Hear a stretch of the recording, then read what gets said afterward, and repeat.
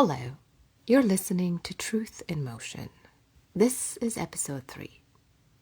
Today, I want to talk about capacity. Not in a push harder or be stronger way, but in a very real, everyday kind of way. Because we say we want more all the time. More love, more clarity, more peace, more growth, more stability. I could go on. But underneath all of that, there is a quieter question. Can you actually hold the more? Not mentally, in your body. Because that is where it happens. Your actual body, nervous system, doesn't respond to your goals. It responds to what feels familiar. And that's where this gets interesting. We often describe things as easy or hard. But sometimes what feels hard isn't about difficulty. It's about what is not familiar. Your body relaxes around what it recognizes. Familiar doesn't always mean healthy. It just means it's known.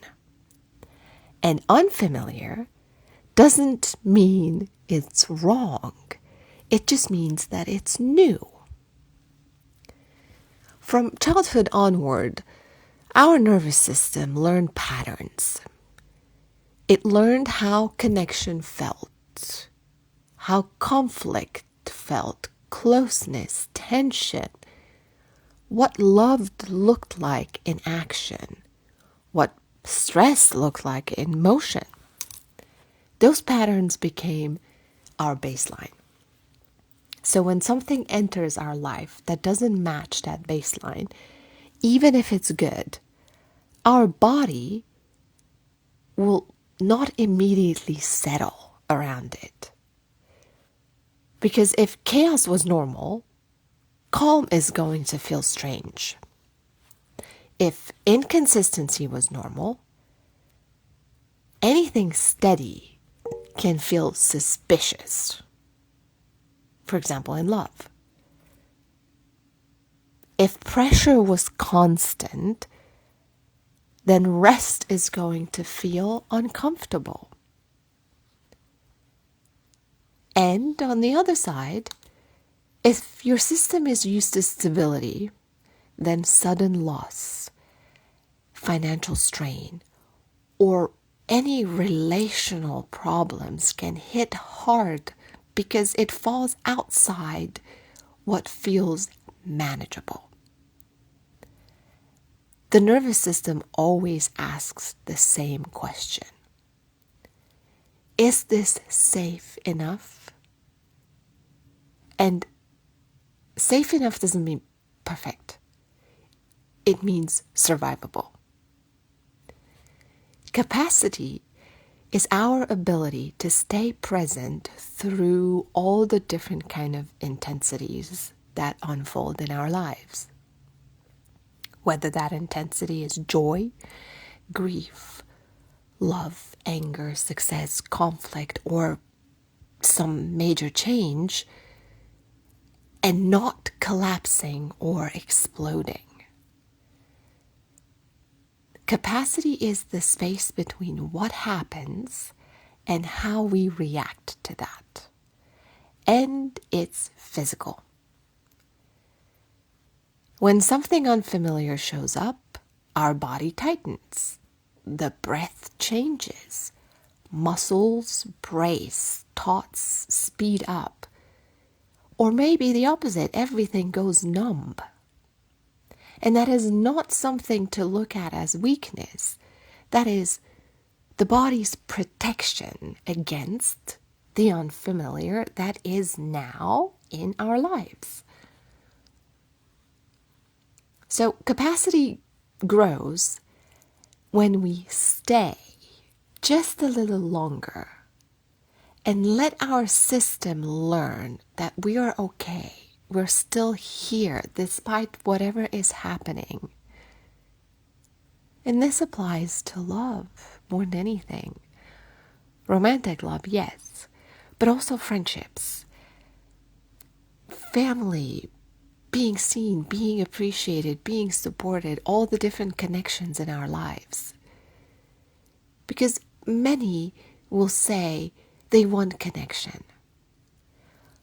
But at the same time, when someone starts to show up consistently, kindly, clearly, if that is new to the nervous system, it will feel destabilizing at first. We might want to pull away, create distance, start finding a flaw. And it's not because we don't want it, but because it is unfamiliar. And anything unfamiliar will activate the body. The same things happen in some hard seasons. Grief moves through. Stress rises. Plans pretty much fall apart at times, and conflicts happen.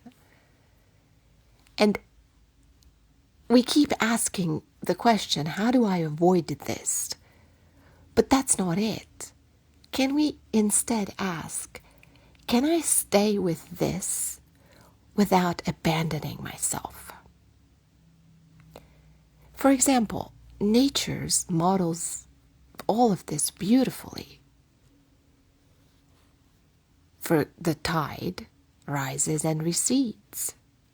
Fire, for example, flares and then settles. The leaves fall from the tree and then they grow again around the different seasons. Nothing really stays in peak intensity, and our bodies work the same way. Energy will rise and it will fall. Emotions will build and they soften.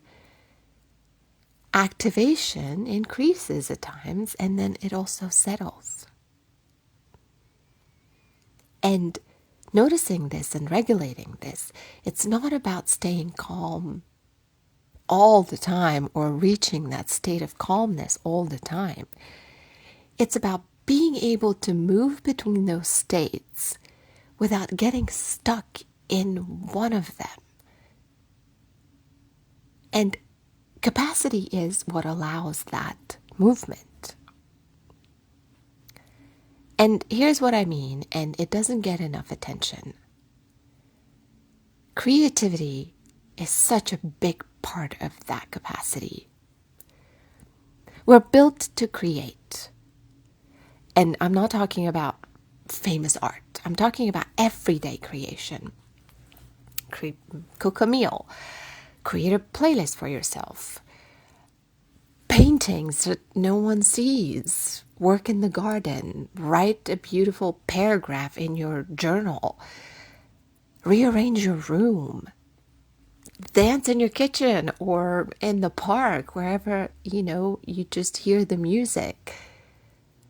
Because when energy gets stuck in the body, stress, anger, sadness, pressure, it actually needs somewhere to go.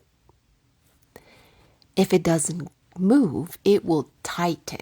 And how it will show up? It will show up in the jaw, in the shoulders, the chest, the stomach. And creativity helps release what we're holding. Because when you sing and move and paint and write and build something, you're not being indulgent. You're actually regulating. You're giving your nervous system a safe outlet. And when tension releases, joy has space to resurface. And joy isn't optional. It widens our perspective. It makes expansion sustainable. If you try to grow without joy, you're going to burn out. If you try to expand without releasing tension, you're going to snap back to what's familiar. The mind can say, I'm ready for more. But if the body does not feel that that's safe, it's not grounded, it's not steady, it will just default back to what it knows. So here is why repetition also matters.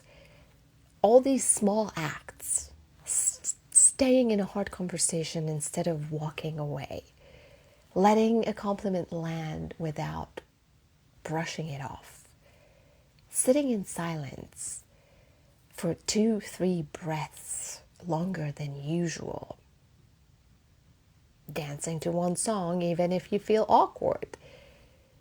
Each time you do something similar, your system updates and it learns, oh, this is manageable.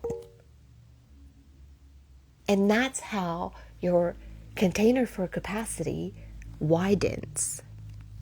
And yes, there's something gently funny about all of this, especially when we say we want a bigger life. But then when it expands, we get so nervous. And of course we do. The body prefers what it recognizes. And if it does not recognize that kind of expansion yet, it's going to react. So the work isn't to force yourself into more, it's to expand what feels more like normal. Because calm can become normal. Healthy love can become normal. Handling stress without spiraling can be normal. Creative expression can become normal. And joy also. And when the nervous system has more room, you're going to start to respond instead of reacting, and you're going to start to respond differently. You're going to become more patient, more compassionate, less reactive, and more available. And it's not because you forced it.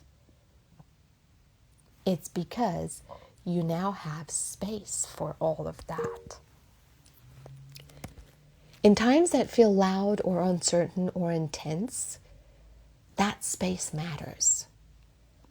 So maybe this week, instead of asking what you want next, ask, what feels unfamiliar right now? And can I stay with it for a little bit longer, for one more breath? Or move it through my body in some small creative way? That is capacity. And it will grow. Thank you for listening. I'll be back next week.